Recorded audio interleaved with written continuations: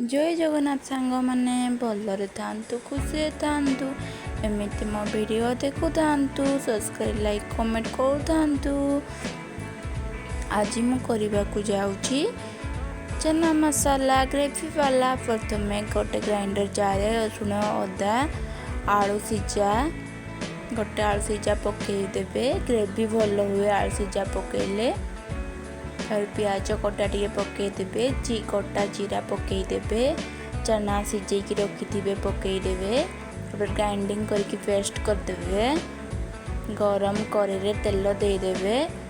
प्याज देदेवे। तेल गरम हो सारा पर प्याज गोल्डन कलर भजा हो सारा पर पेस्ट कर मसला सब पकईदेवे। स्वाद अनुसार लुण पकईदेवे।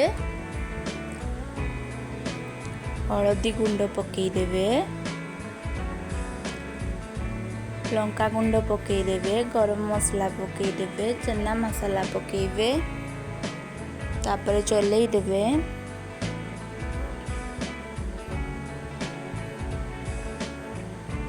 तापर सीझा चना को पकईदेवे। मसला भाजी हो सारा पर मिसई देवे भल भाव। तापर टमाटो सॉस पकईदेवे। अल्प पानी देदेवे। तापर चले देवे। पानी फुटी हो सारा पर मेथी पत्र गुंड पकईदेवे। केमिति हेची चना मसाला वीडियो रे देखिकी कमेंट करिवे प्लीज। आपण बनातु खातु केमिति का हेची कहिवे। हे गला चना मसाला रेडी।